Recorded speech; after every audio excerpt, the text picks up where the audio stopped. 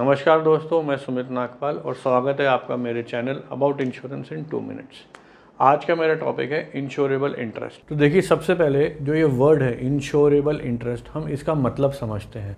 वो क्या कहता है कि जब कोई आदमी किसी चीज़ का इंश्योरेंस करवाता है और उस एसेट को या उस मकान दुकान को कोई लॉस होता है और उस लॉस की वजह से वो जो मालिक है, जो आदमी है, जो पार्टी है, उसको डायरेक्ट फाइनेंशियल लॉस होता है, तो वहाँ पर इंश्योरेबल इंटरेस्ट का जन्म होता है। इसको अब हम एक एग्जाम्पल के थ्रू समझते हैं कि जैसे कि मान लीजिए कोई मकान का मालिक है।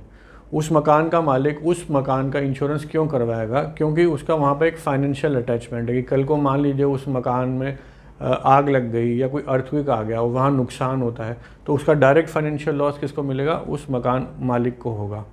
कोई फैक्ट्री ओनर है जिसने एक फैक्ट्री बनाई है, तो वहाँ पर प्लांट मशीनरीज हैं, स्टॉक है, तो उसका इंश्योरेंस कौन करवाएगा?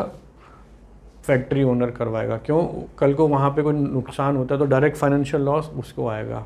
अब एक बैंक है, एक इंस्टीट्यूशन है जिसने कुछ लोन दिया हुआ है, चाहे वो होम लोन दिया हो या किसी एसएमई को लोन दिया हो, तो आज बैंक का पैसा लगा हुआ है, तो जो बैंक का एक फाइनेंशियल इंटरेस्ट है, वहाँ पे एक इंश्योरेबल इंटरेस्ट है, तो इसलिए बैंक क्या करती है, जो भी लोन देती है उस एसेट का वो इंश्योरेंस करवाती है। तो यहाँ पे एक फाइनेंशियल इंटरेस्ट क्रिएट हुआ। देखिए, इसमें 2 पॉइंट हैं जो बहुत ही इंपॉर्टेंट है। पहला ये कहता है कि जिस समय आदमी बीमा ले रहा है उस समय उसका वहाँ पे इंश्योरेबल इंटरेस्ट होना चाहिए, और कल को लॉस होता है तो उस समय पे भी उस आदमी का वहाँ पर इंश्योरेबल इंटरेस्ट होना चाहिए। इसको हम एक एग्जाम्पल के थ्रू समझते हैं कि जैसे कि आज कोई एक बिल्डिंग का ओनर है, एक प्रॉपर्टी का ओनर है, जिसने इंश्योरेंस लिया। ठीक है, अब वो क्यों लेगा? क्योंकि उसका इंश्योरेबल इंटरेस्ट है, तो वो सही है क्योंकि प्रॉपर्टी उसके नाम पे है। अब मान लीजिए 6 महीने बाद उसने प्रॉपर्टी किसी को सेल कर दी, किसी थर्ड पार्टी को बेच दी, तो वहाँ पे क्या हुआ? इंश्योरेबल इंटरेस्ट खत्म हो गया, क्योंकि अब वो प्रॉपर्टी किसी तीसरे व्यक्ति के नाम हो गई।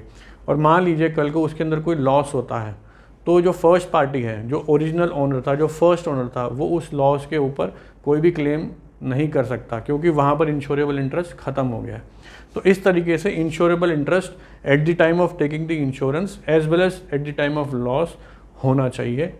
तो आई होप इंश्योरेबल इंटरेस्ट का मतलब मैं बहुत ही सिंपल तरीके से बताने में सक्षम रहा। अगर आपको मेरा वीडियो अच्छा लगा तो इसे लाइक करें, सब्सक्राइब करें और शेयर करें।